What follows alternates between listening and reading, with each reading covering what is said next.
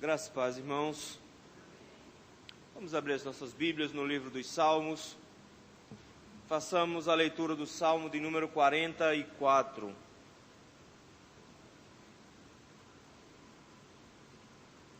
Livro dos Salmos, Salmo de número 44.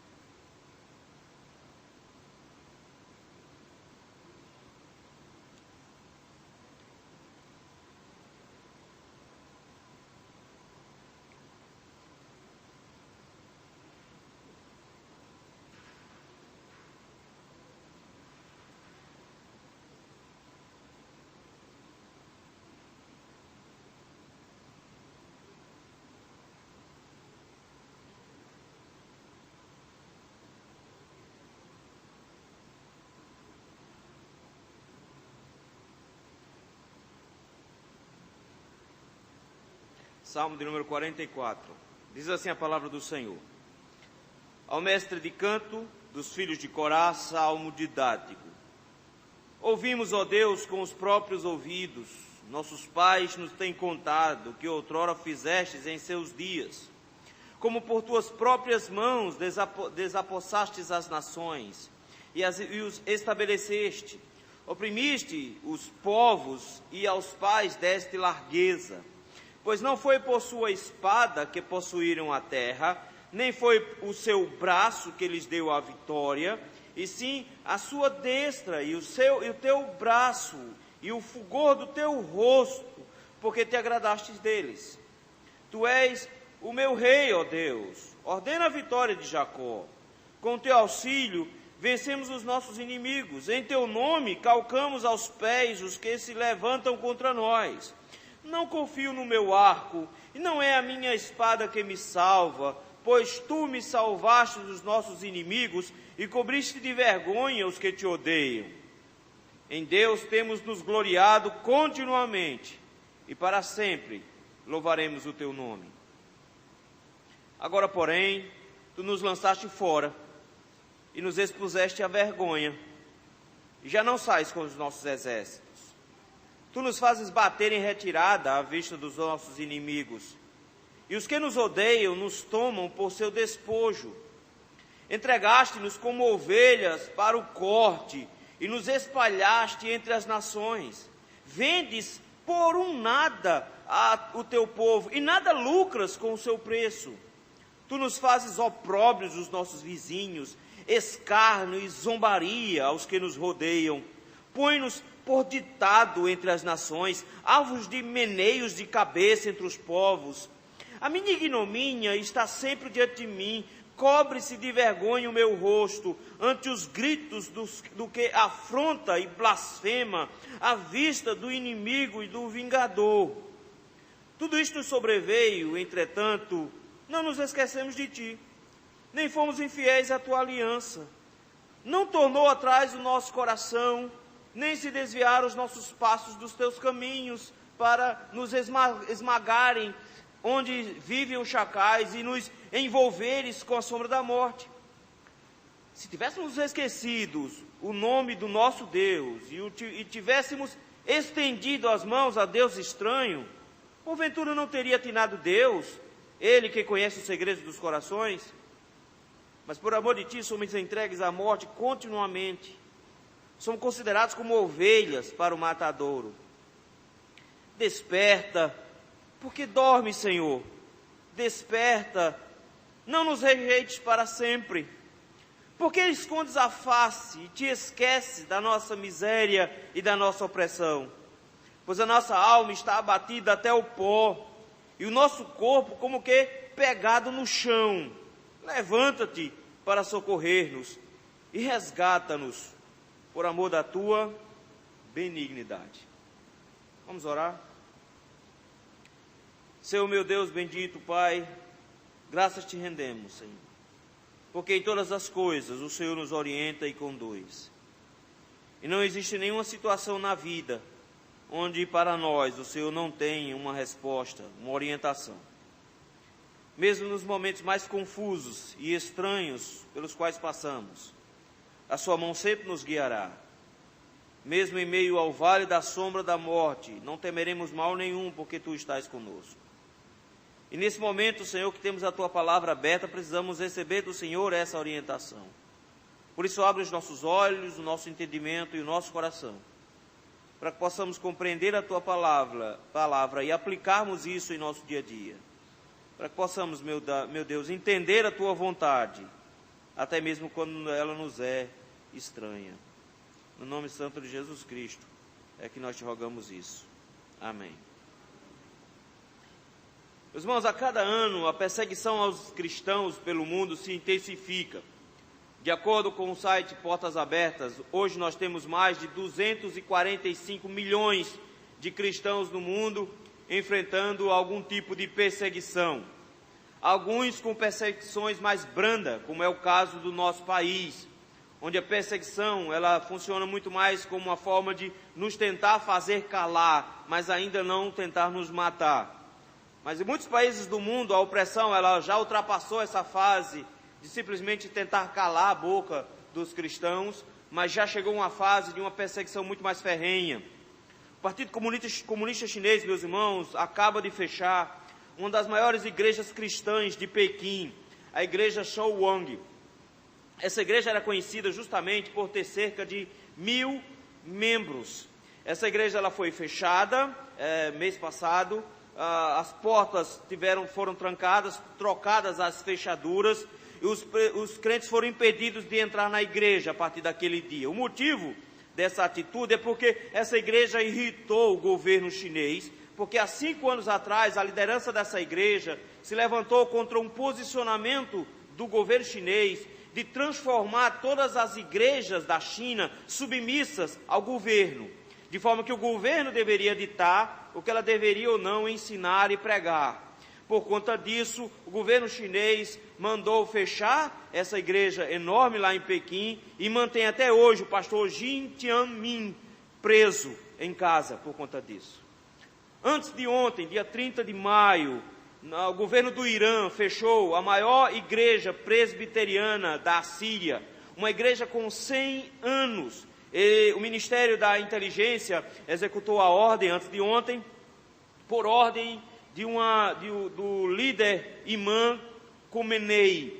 Eles fecharam o templo, expulsaram os irmãos, removeram a cruz da frente da igreja, mandaram os irmãos para casa e proibiram todo tipo de culto e adoração naquele lugar. Essa igreja então foi confiscada. Hoje ela se tornou já há 2 dias patrimônio do Irã. Ela não é mais patrimônio da igreja. E isso tudo, meus irmãos, por causa de um tribunal revolucionário instaurado em 2011, justamente para coibir a ação dos cristãos dentro do Irã.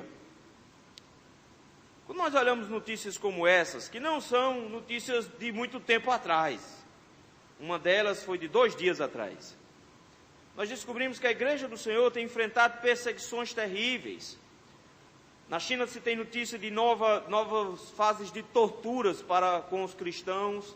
Nós temos ouvido falar muito em perseguição do Boko Haram no interior africano e assim por diante. A Igreja do Senhor tem sido assassinada em uma proporção nunca vista antes na história da humanidade. Nunca se matou tanto cristão, nem antes no passado. Nunca. A pergunta que a gente faz é: como é que a gente encara a ação de Cristo? Por que é que Deus resolve permitir que o povo dele passe por uma situação como essa? E como é que nós devemos lidar com uma situação como essa? Como é que nós, cristãos, lidamos com o sofrimento da Igreja de Cristo? Como é que a gente deve orar com relação a isso? O texto que nós acabamos de ler mostra uma situação parecida com essa. O texto é bem difícil, o Salmo de número 44 é bem complicado, é tanto que um comentarista chamado Moody olhou para esse texto e disse: isso aqui é uma afronta a Deus, não pode ser um crente que escreveu esse negócio. Ele fica preocupado porque parece que o salmista fala um bocado de coisas loucas. Ele acusa Deus de estar dormindo, acusa Deus de não estar tomando nenhuma atitude. Pelo contrário, ele se auto-justifica, e é esse o grande problema de Moody. Ele diz que ele não está fazendo nada de errado, que ele não está pecando, que ele não está desobedecendo ao Senhor. Chega a censurar Deus em alguns momentos, e ele diz, isso é uma coisa absurda de se fazer. O que Moody não entendeu, e que é preciso entender aqui, é que a perspectiva de que ele está mostrando aqui não é alguém que está recriminando a Deus e tentando se auto-justificar, mas na verdade é a perspectiva de como encarar o sofrimento quando você é inocente. Como encarar o sofrimento quando você não fez nada de errado. Israel estava acostumado a enfrentar sofrimentos por causa do seu pecado. Mas quando a gente não peca, como é que a gente enfrenta sofrimento? Será que como igreja do Senhor, nós não estamos encarando o sofrimento com a mesma perspectiva dos amigos de Jó, que quando olharam para ele disseram, só pode ser pecado, porque ninguém pode sofrer sem culpa no cartório. Será que nós estamos da mesma maneira tendo uma teologia equivocada do sofrimento, e achando que o sofrimento só pode vir sobre uma igreja quando ela fizer alguma coisa errada, ou que o sofrimento pode nos alcançar, pode nos assaltar quando nós não fizemos nada de errado? É isso que o salmista está fazendo. Ele está falando sobre um sofrimento que na verdade alcançou o povo de Deus, alcançou Israel, não é fruto do seu pecado, não foi isso que eles fizeram, mas pelo contrário, esse sofrimento se espalhou em Israel, se tornou um desastre enorme em Israel.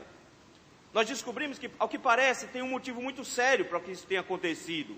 Nós vamos ver daqui a pouco que o apóstolo Paulo se utiliza desse texto para dizer que é por causa do amor ao Senhor. Versículo número 22, ele diz, por amor de ti somos entregues à morte. Então ele sabe que quem os está fazendo sofrer é o próprio Deus. Ele também sabe que é por causa de Deus que eles estão sofrendo. Mas é interessante porque esse salmo, de repente, nos traz logo de cara algumas informações interessantes. Ele contrasta completamente com o anterior. Enquanto os dois salmos anteriores, 42 e 43, é muito pessoal, é do meu sofrimento, o Salmo 44 não fala do meu sofrimento, fala do nosso sentimento. E em 2 versículos ele vai fazer referência pessoal a si, falando de eu e de meu. Por exemplo, versículo 4 ele diz, tu és o meu rei. E ele mais à frente vai falar novamente essa ideia de alguma coisa que é meu, disso que acontece comigo, da minha espada, da minha força. Somente nesses 2 momentos ele usa a expressão eu. Então, ao que tudo indica, era um salmo para ser cantado por todo Israel, para encarar o sofrimento de forma muito abrangente. E em meio a esse salmo, eles deveriam pensar, analisar o que leva os homens ao sofrer. A gente não sabe ao certo qual foi o evento que gerou isso aí. Há quem diga que esse salmo está falando do período pós-exílico, porque, por exemplo, o texto fala de que eles não estão mais cometendo idolatria, e essa concepção era muito típica de quem voltou do cativeiro babilônico. Mas ao mesmo tempo o texto fala em rei, o texto fala em uma coisa que estava acontecendo um pouco antes do cativeiro.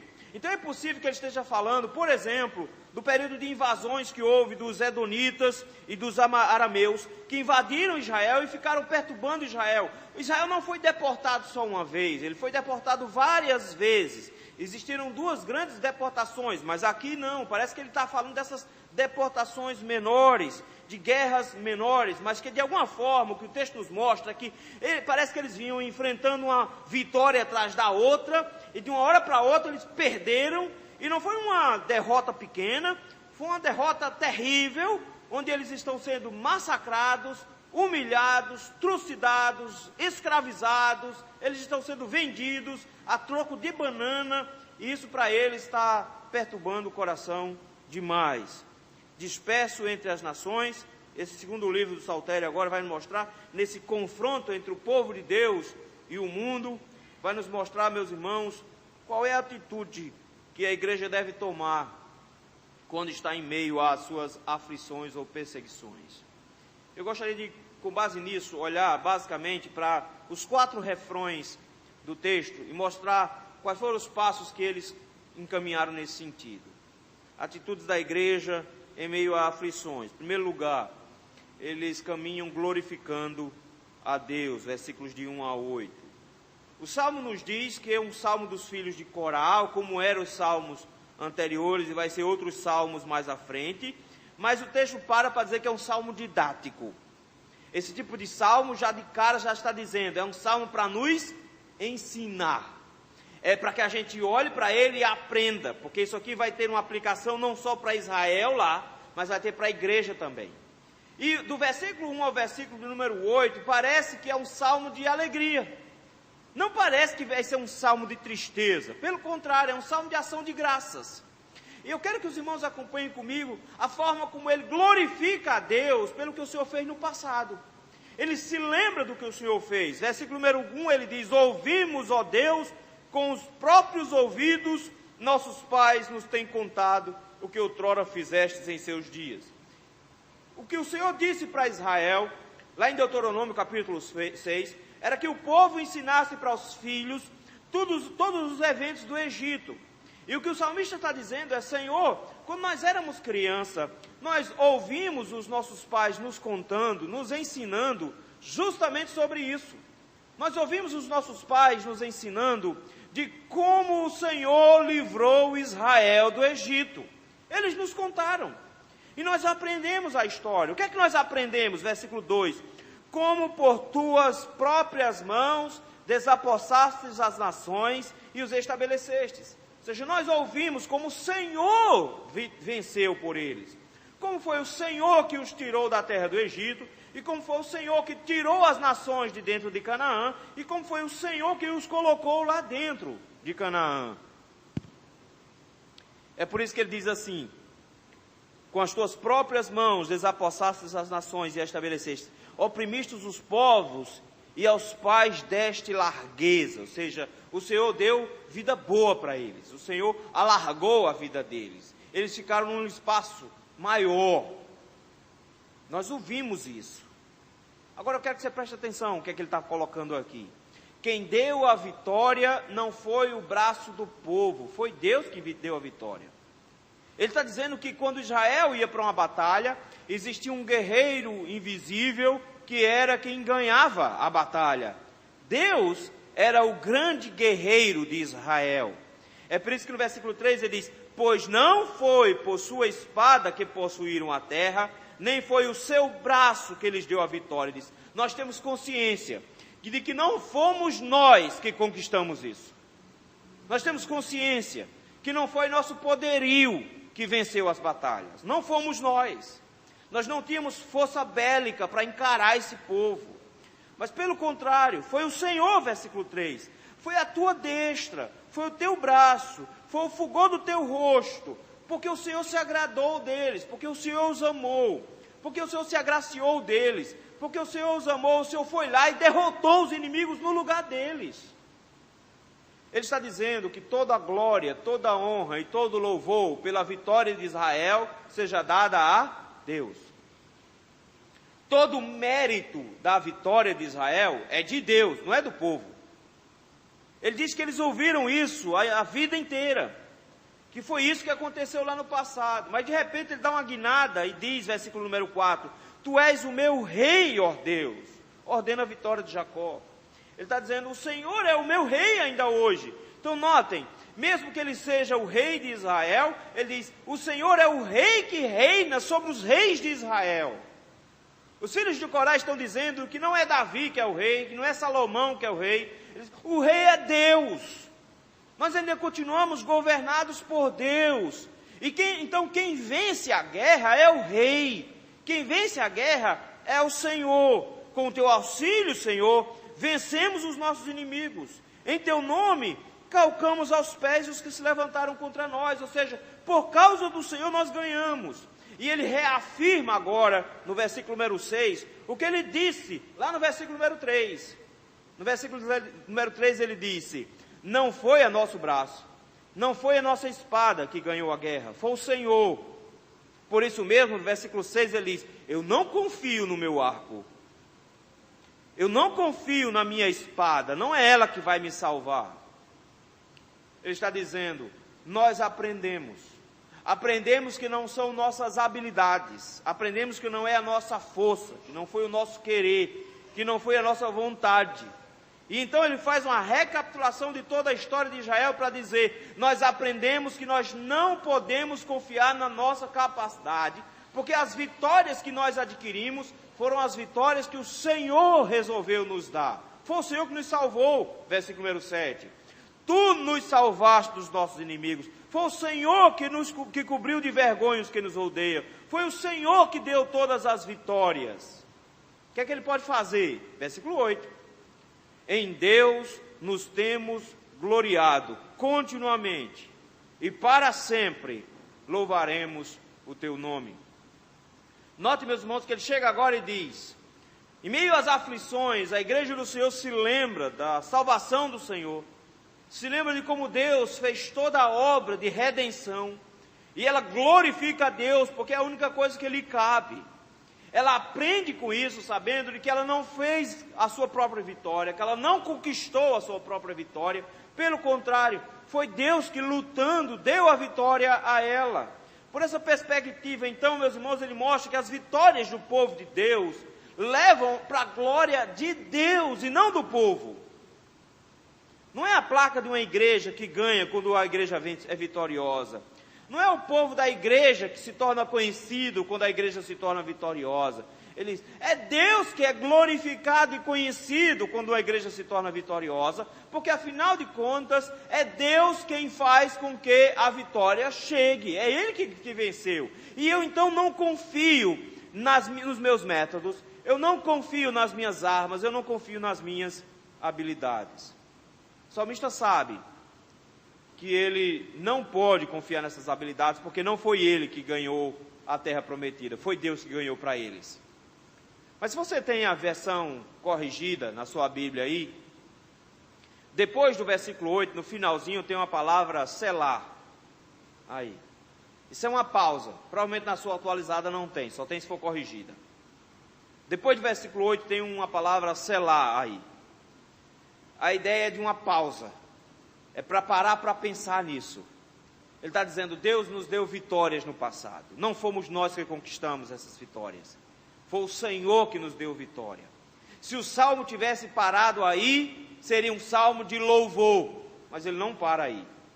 Ele nos leva a um segundo aspecto, uma segunda atitude da igreja em meio à aflição, que é o questionamento a Deus.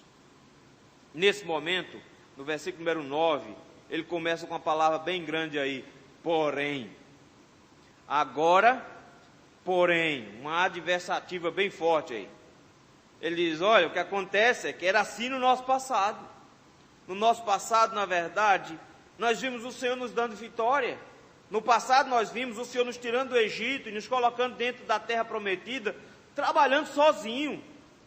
É por isso mesmo que a Bíblia vai dizer, quem já ouviu falar de um Deus assim, que trabalha para os que nele confiam? Ou seja, não tem Deus assim. Um Deus que trabalha para aqueles que servem a Ele, é o contrário. Todo mundo espera um Deus que espera do povo o trabalho. Ele diz, não, Deus trabalha por nós, Deus venceu por nós, Deus nos deu a terra. Aí ele para pensar nisso. E após parar para pensar nisso, depois dessa pausa reflexiva, ele diz, agora, por outro lado, tem uma coisa diferente. Ele passa então a fazer uma série de questionamentos do que está acontecendo, e vai assim até o versículo número 16. As suas perguntas fazem sentido, porque olha o versículo número 9 que ele diz, agora, porém, tu nos lançaste fora. Como é que pode? O Senhor tirou-nos da terra, o Senhor nos levou para dentro da terra prometida, o Senhor nos deu a terra prometida, e agora o Senhor nos tira de novo da terra. E nos lança do lado de fora. Não só isso, não só o Senhor tinha tirado o povo da terra, mas ele diz, o Senhor nos expuseste à vergonha. Eles estão envergonhados porque eles perderam uma guerra. Eles estão envergonhados porque eles foram derrotados. E ele chega e diz, não dá para entender isso. Porque o que é que nós sabemos? Todas as vezes que nós vencemos, foi Deus que venceu. Mas agora a gente perdeu. Por que a gente perdeu? De repente, agora, a nossa situação é diferente da do passado. Agora nós somos lançados fora, agora nós somos envergonhados, agora o Senhor, versículo número 9, não sai mais com os nossos exércitos. Salmo de número 60, versículo 10, vai usar a mesma expressão. O Senhor não sai mais com o nosso exército.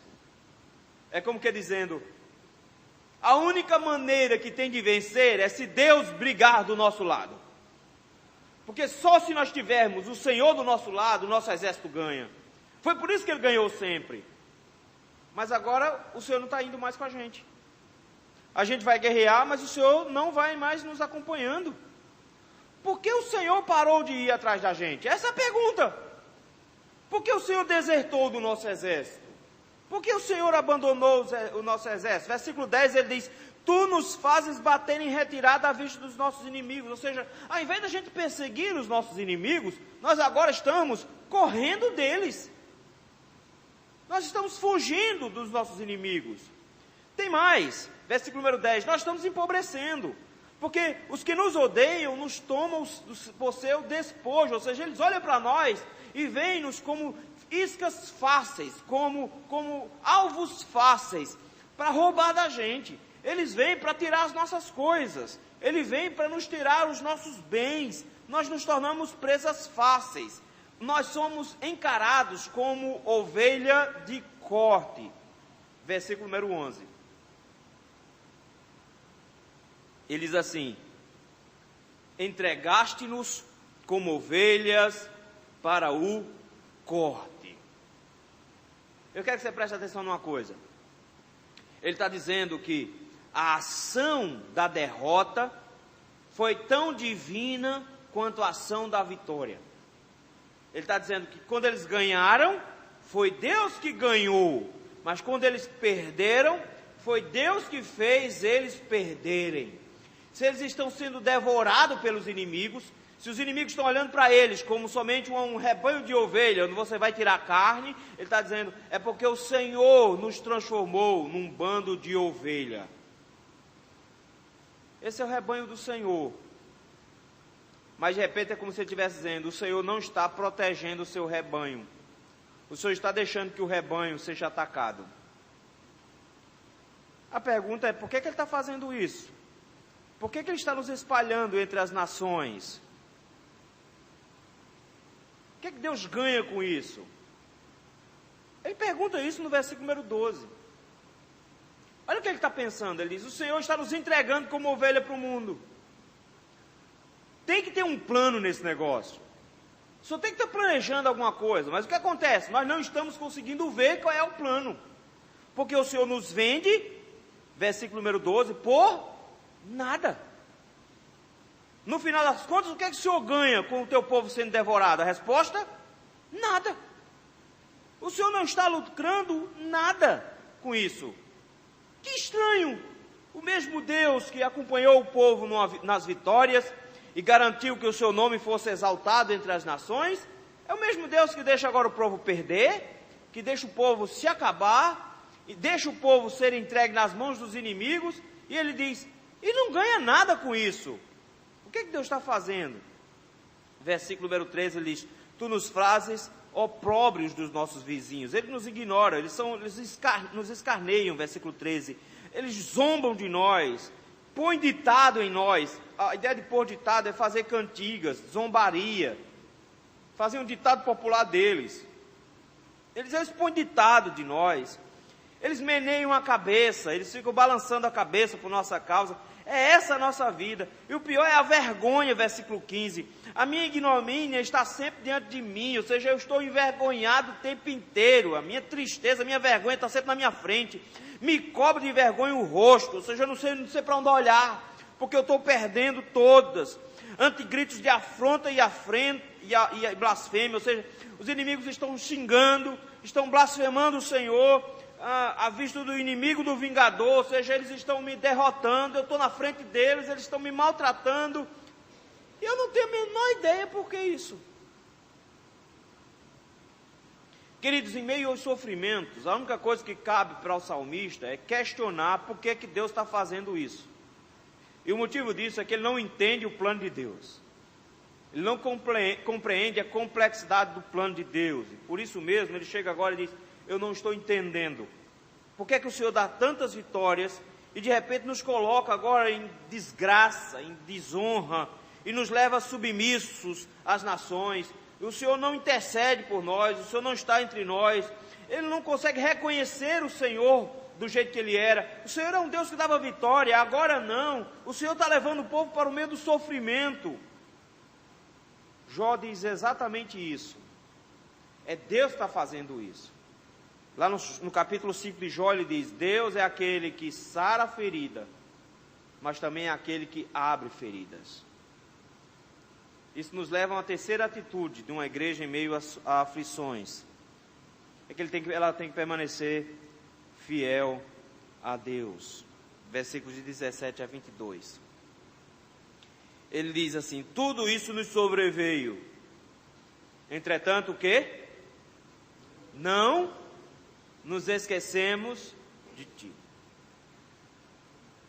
Senhor, a gente está sofrendo, a gente está sendo maltratado, os inimigos estão nos destruindo, mas a gente não esqueceu do Senhor. Versículo 17: nem fomos infiéis à Tua aliança. O que ele está destacando aqui é a mesma coisa que Jó vai dizer. Eu não tenho culpa desse sofrimento. Não é pecado que gerou esse sofrimento. Não foi pecado que gerou esse sofrimento. Ele faz questão de afirmar, ele está dizendo: eu continuo sendo fiel ao Senhor. E isso é um negócio estranho, porque para as igrejas evangélicas, e principalmente as brasileiras hoje, se você for fiel ao Senhor, Deus vai livrar você de todos os seus sofrimentos. E ele está dizendo exatamente o oposto aqui. Porque ele está sendo fiel ao Senhor, Deus lançou sobre ele mais sofrimento. Ele está dizendo: Senhor, a gente não pecou contra o Senhor, nós não nos esquecemos do Senhor, nós não abandonamos a Tua aliança, nós estamos sendo fiéis à Tua aliança. Versículo número 18: não tornou atrás o nosso coração, ou seja, nós não desistimos de seguir ao Senhor, os nossos passos não saíram do Teu caminho, nós estamos sendo fiéis ao Senhor. A questão toda que ele levanta é: Senhor, se não existe culpa em nós, por que o Senhor não está nos tratando assim? Quando a gente apanha, quando criança, porque fez uma trela, a gente se conforma porque fez uma trela. Mas quando a gente apanhava no atacado, lembra? Que o irmão aprontava e o mais velho apanhava, a gente não ficava muito satisfeito não. E o motivo é: não faz sentido. Eu estou agindo de forma correta, mas estou apanhando do mesmo jeito. Está dizendo: não faz sentido. Eu estou sendo fiel à aliança, eu não abandonei o Senhor, nenhum de nós fez isso. No entanto, versículo 19, o Senhor tem nos esmagado onde vivem os chacais, ou seja, o Senhor está esmagando a gente no deserto. O Senhor está levando a gente para o deserto, e nos envolveres com a sombra da morte, ou seja, o Senhor está nos matando, e nós estamos sentindo o cheiro de morte. Se a gente tivesse feito alguma coisa errada, até entendia, versículo número 20. Se tivéssemos esquecido o nome do nosso Deus, ou se nós tivéssemos estendido a mão ao Deus estranho, se a gente tivesse começado a ser idólatra, ok, a gente merecia apanhar mesmo. A gente merecia perder a guerra, a gente merecia ser destratado, a gente merecia passar por essa humilhação toda. Mas a questão é: será que Deus não vê que eles não tinham feito isso? Claro que vê, versículo número 21. Porventura não teria atinado Deus, Ele que conhece os segredos dos corações, ou seja, se a gente tivesse quebrado a lei, adivinha quem era o primeiro a ver? Deus. Se a gente tivesse feito alguma coisa, o Senhor teria visto. Mas ele clama por Deus, para que Deus olhe e diga: não, vocês não fizeram nada de errado. Não tem nada de errado. Não foi nada que vocês fizeram. Vocês não estão sofrendo porque vocês cometeram um pecado. E isso assusta-o. Parece que o motivo está aí no versículo número 22. O motivo pelo qual eles estão sofrendo. Ele diz assim: mas por amor de ti somos entregues à morte continuamente. O apóstolo Paulo, lá no capítulo 8 de Romanos, eu gostaria que você desse uma olhada lá. É importante você ir para lá. Romanos capítulo 8. O apóstolo Paulo está falando de que nós não precisamos temer os inimigos. Nós não precisamos nos assustar com os inimigos. Pelo contrário. Ele diz assim: que diremos, pois, à vista dessas coisas? Se Deus é por nós, quem será contra nós? Quem tentará com acusação contra os eleitos de Deus? É Deus quem os justifica, versículo 33. Quem condenará? Cristo Jesus quem morreu. Olha que texto triunfante, que coisa boa. Versículo 35. Quem nos separará do amor de Deus que está em Cristo Jesus? Tribulação, angústia, perseguição, fome, nudez, perigo e espada. Nada nos separa do amor de Deus. Versículo número 36, aí vem um salmo. Ele diz: por amor de ti somos entregues à morte o dia todo, fomos considerados como ovelhas para o matadouro. Ele chega agora e diz: é Deus que nos coloca nessa situação. E quando é que Ele coloca-nos nessa situação? Justamente quando nós estamos bem. Quando nós estamos sendo fiéis ao Senhor, Ele diz, Deus nos coloca nessa situação. Quando você está andando conforme a vontade do Senhor, Ele diz, aí Deus coloca a gente nessa situação. Quando nós sabemos de que nós somos agora tão seguros em Deus que nada pode nos separar, Paulo diz, nós somos entregues à morte todo dia. Nós somos apresentados como ovelhas. Você pode pensar assim, como o salmista é derrotista aqui. Porque ele está olhando para essa situação toda e está dizendo, olha quanto sofrimento a gente está passando, a gente não entende isso, porque de repente Deus está perturbando o nosso coração. Ele diz, não, meu irmão, nós estamos permanecendo fiéis ao Senhor, justamente pelo fato de que nós, por permanecermos fiéis ao Senhor, é que estamos sofrendo. O sofrimento aqui é oriundo da fidelidade. Então essa igreja, lá do Salmo 44, não é uma igreja derrotada. Depois de Paulo dizer que nós somos entregues à morte todo dia, ele diz, em todas estas coisas, porém, somos o quê? Mais que vencedores. O que o salmista levanta aqui no Salmo de número 44, quando ele diz, por amor de ti nós somos entregues à morte, ele não está dizendo nós estamos perdendo, ele diz, por amor do Senhor nós estamos vencendo. Mas como é que a gente está vencendo? A gente está vencendo morrendo.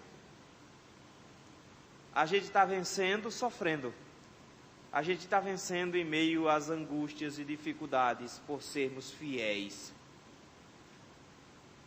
Capítulo 2 de Pedro, primeira carta de Pedro.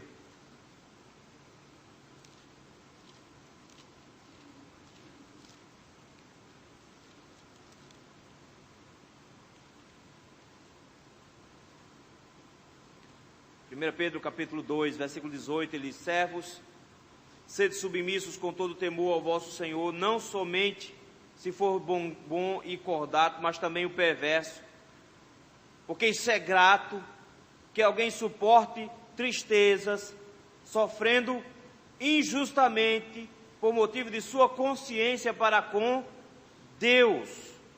Pois que glória há se pecando e sendo esbofeteado, por isso o suportais com paciência. Ou seja, que glória há se você está apanhando porque você pecou? Não tem glória nenhuma. Se entretanto praticais o bem e sois igualmente afligidos e o suportais com paciência, isso é grato a Deus.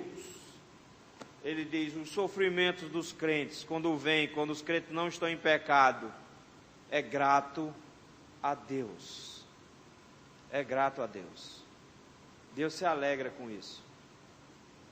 Isso nos leva a uma quarta atitude de uma igreja que sofre. Eles confiam em Deus. Versículos de número 23 a 26. Versículo número 23 ele diz, desperta, porque dormes, Senhor. Essa expressão é que muda e fica louco. Ele está dizendo, como é que ele compara Deus a Baal? porque Baal que estava lá sendo comparado por Elias, dizendo que estava dormindo. Como é que Deus faz um negócio desse? Ele faz um negócio desse. Mas na verdade, quando nós olhamos para o Novo Testamento, nós nos lembramos de que teve uma vez que dentro de um barco, quase afundando, no meio do mar da Galileia, os discípulos estavam desesperados, enquanto Jesus estava lá na parte de baixo do barco, fazendo o quê? Dormindo. E eles chegam desesperados e diz: não te importas, porque dormes, nós estamos morrendo. Fato aqui, meus irmãos, é que a impressão que ele tem é que Deus está dormindo, mas isso nos leva a lembrar de que quando Jesus está no barco, isso não impede que venha tempestade. Jesus conosco não nos impede o sofrimento. Estar com Cristo não impede o sofrimento e a perseguição. Ele diz: eu tenho a sensação de que o Senhor está dormindo, por isso, Senhor, acorde, não me rejeite para sempre, ou seja, tome uma atitude. É por isso que Cristo se levanta e manda o mar se acalmar, e o mar se acalma, os discípulos ficam assustados, dizendo: quem é este que o vento e o mar lhe obedecem? Eles se assustam quando a resposta do salmista chega. O salmista chega agora e diz: o Senhor vai nos ajudar ainda. Ele continua esperando que só Deus pode mudar essa situação. Só Deus pode mudar isso.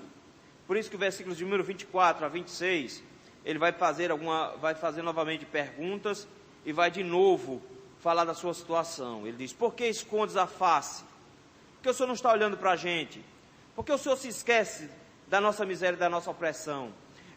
Essa expressão aparece lá no Antigo Testamento, quando diz que o Senhor se lembrou de Israel quando eles estavam no Egito. Ele diz: mas enquanto isso o Senhor se esqueceu de nós, está nos mantendo aqui, pois a nossa alma está abatida até o pó, e o nosso corpo como que pegado no chão, ou seja, eu estou acabado. Salmo 42 e 43, ele disse exatamente isso: porque estás abatida, ó minha alma. E agora ele chega e diz: o povo todo está abatido, a alma do povo todo está abatido, nós estamos no chão. Mas notem, eles não reclamam contra Deus, eles reclamam para Deus, eles ainda têm fé. É por isso que o versículo 26 mostra toda a fé deles. Eles: levanta-te para socorrer-nos e resgata-nos, por amor da tua benignidade. Ou em outra versão, por amor da tua fidelidade. Eu quero que você note, ele diz: eu ainda confio na fidelidade do Senhor. Que o mesmo Deus que agiu na primeira parte do Salmo, garantindo a vitória, voltará a agir no futuro e dará a vitória para o seu povo. É por isso que ele termina dizendo: Senhor, nos resgata dessa situação toda. Ele usa a expressão aqui, Senhor, algumas vezes, para nos mostrar, meus irmãos, que parece que nós somos ovelhas perdidas, parece que nós somos ovelhas derrotadas, sendo enviadas para o matadouro, mas ele diz: nós temos que continuar confiando em nosso pastor, mesmo quando tudo está dando errado, mesmo quando tudo está ao contrário. A igreja continua confiando, porque afinal de contas, é a voz do Senhor que vai salvar a sua igreja, é a mão do Senhor que vai salvar a sua igreja, e ela fará a sua igreja mais que vencedora, por meio daquele que a amou. Ele fará a sua igreja vencedora. É por isso que a última palavra do Salmo não é uma palavra ruim. A última palavra do Salmo é fidelidade. Deus é fiel à sua aliança. Ele diz: Deus vai se levantar mais cedo ou mais tarde. A gente vai precisar somente ficar confiando no Senhor, ficar se entregando ao Senhor. É difícil pensar, meus irmãos, na perseguição da igreja, é difícil pensar nos sofrimentos que a igreja de Cristo tem passado pelo mundo e achar que está tudo bem. Parece que não está.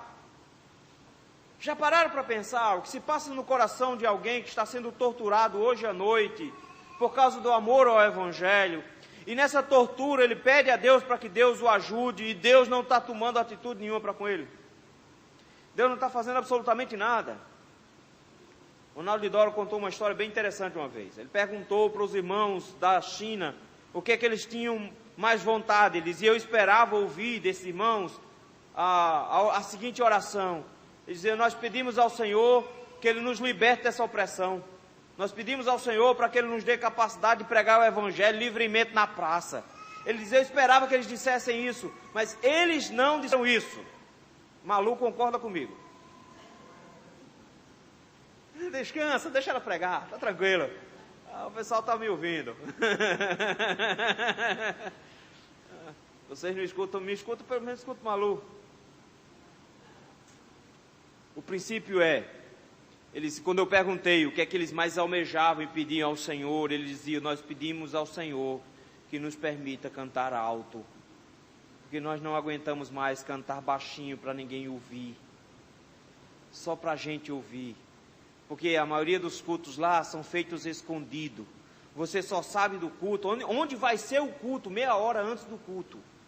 Então, meia hora antes do culto, avisa para todo mundo onde vai ser o culto, corre todo mundo para a casa de alguém, se esconde lá, faz o culto rapidinho, todo mundo canta baixinho, até o pastor prega baixinho, para os vizinhos não escutar e não denunciar, e termina o culto, não tem nem café, corre todo mundo para casa o mais rápido possível para ninguém ser pego. Eles, nós não queremos o fim da perseguição para pregar o Evangelho, porque a gente prega o Evangelho com perseguição ou sem perseguição. A gente prega. Nós queremos adorar com liberdade, isso é que a gente procura. É impressionante porque a única igreja que está preocupada com a perseguição são as igrejas que não estão sendo perseguidas. As igrejas que estão em meio à perseguição, elas sabem que isso é para a glória de Deus. Meus irmãos, às vezes nós não entendemos o plano do Senhor, e aí a igreja do Senhor entra em sofrimento, mesmo ela sendo fiel, e principalmente quando ela é fiel. Mas o princípio do sofrimento, de quando existe a fidelidade, é porque Deus tem um plano maior. Deus tem um plano infinitamente maior do que a gente consegue conceber. E por isso mesmo, a mão do Senhor está à frente, conduzindo o seu povo em meio ao sofrimento. E por várias vezes, Deus vai colocar sofrimento no meio da igreja. Perguntaram uma vez a Francisco Leonardo sobre essa relação entre fidelidade e sofrimento. E aí perguntaram para ele dizendo, pastor, me diz uma coisa, o senhor acha que se houvesse uma perseguição no Brasil, as igrejas seriam mais fiéis? A resposta dele foi, não, meu filho, se as igrejas do Brasil fossem mais fiéis, elas seriam mais perseguidas. O problema nosso, meus irmãos, é porque os nossos sofrimentos são poucos, e quando eles começam, nós pedimos para parar. Mas na verdade, o povo de Deus foi colhido como ovelhas para o matadouro. E é por amor de Jesus que a gente é lançado em sofrimento. Então essa teologia de que venha para Jesus e pare de sofrer, porque a sua vida vai dar certo, sua família vai se arrumar, você vai arranjar um emprego, vai começar a prosperar, sua saúde vai ficar boa, isso foi propaganda de Satanás para Jesus, isso foi parte da tentação de Jesus, e não parte da boca de Jesus. Ele nunca nos prometeu isso, pelo contrário, ele disse, no mundo tereis aflições, e as aflições da igreja não vêm necessariamente porque ela esteja em pecado, mas vêm unicamente porque Deus a coloca várias vezes em sofrimentos absurdos. O que a igreja faz nessas horas? Em primeiro lugar, a igreja glorifica ao Senhor, glorifica a Deus em meio aos sofrimentos, porque ela sabe que o Senhor já foi bondoso demais com ela. Nós glorificamos ao Senhor quando a igreja do Senhor é perseguida, porque afinal de contas eles perseguiram os profetas que viveram antes de vós. Bem-aventurados sois vós, disse Jesus em Mateus capítulo 5, versículo 6. Esse princípio então é que nós nos lembramos de que o Senhor nos salvou, que o Senhor já nos deu vitórias, e isso já é suficiente para nós glorificarmos ao Senhor. Mas é óbvio que os sofrimentos nos levam a questionamentos, os sofrimentos nos levam a pensar na nossa situação.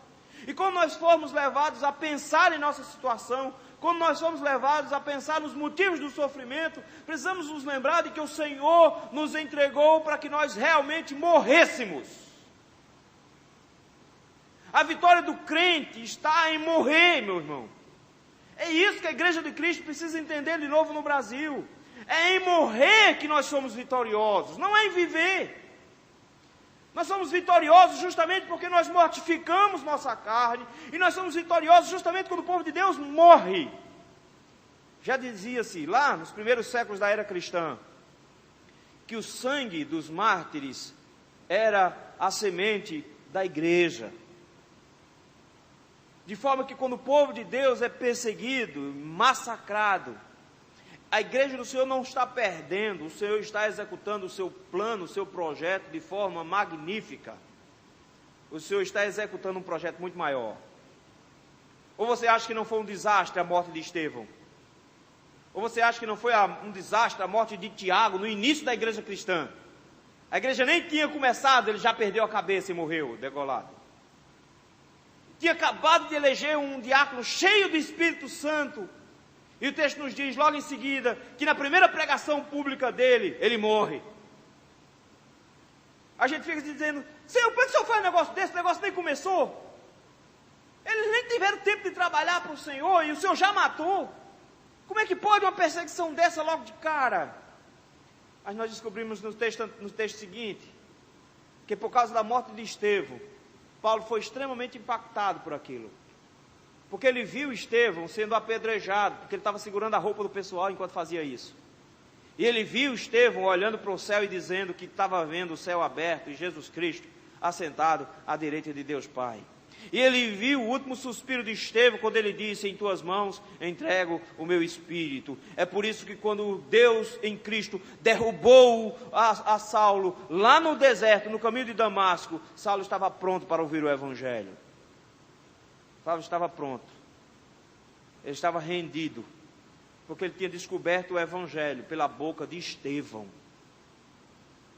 A morte de Estevão levou ao monstro Paulo ser transformado no maior missionário da história da igreja. Não pense que os sofrimentos da igreja vêm para a destruição da igreja. Os sofrimentos da igreja vêm para a glorificação de Jesus Cristo. Quando ouvirmos notícias como essa que a gente ouviu no início, de igrejas sendo fechadas, de crentes sendo perseguidos, a oração que a igreja do livro de Atos nos ensina é muito diferente do que a igreja brasileira faz. A gente geralmente ora dizendo assim: Senhor, acaba com esse sofrimento deles. Senhor, acaba com esses sofrimentos e não deixa que eles sejam perseguidos. Esse é o coração de uma igreja que não consegue nem sentir uma dor numa unha sem chorar. Essa é de uma igreja mimada, que não quer sofrer. A igreja de Atos, em meio a uma perseguição, ela ora dizendo: Senhor, enquanto os inimigos se levantam contra nós e tentam nos engolir vivos, enquanto tua igreja sofre, Senhor, use os teus servos apóstolos para continuar pregando o teu evangelho. E continua, Senhor, a agir em nosso meio com milagres. E nos dá ousadia para pregar a tua palavra. E o texto nos diz que naquela mesma hora, a casa onde eles estavam tremeu, e eles foram cheios do Espírito Santo, e começaram a pregar com ousadias, e foram morrendo, mas foram se levantando outros para pregar com ousadia, que também morreram, e que foram se levantando outros para pregar com ousadia.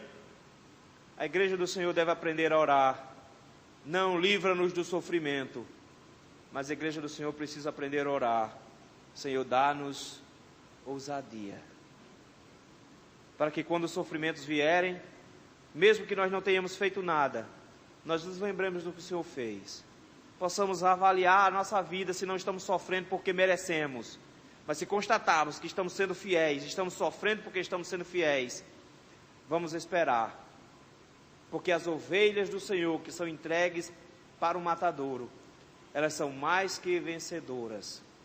Essa igreja do Salmo 44 não é uma igreja perdedora, é uma igreja vencedora por meio de Cristo Jesus. Que Deus nos ajude, meus irmãos, a enfrentarmos as perseguições que já vieram e que ainda virão contra a igreja de Jesus Cristo. Que Deus nos abençoe.